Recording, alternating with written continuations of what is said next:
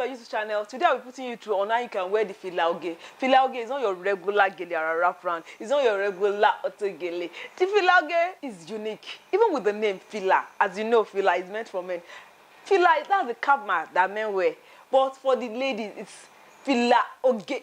It's very unique, very easy for you to wear, and it's very stressless. It has adjustable strap at the back. Can you see the adjustable strap? Just strap it in and you're good to go.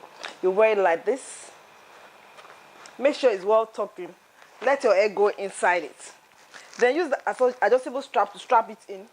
Push it to the back. Can you see the Fila Oge? Very unique.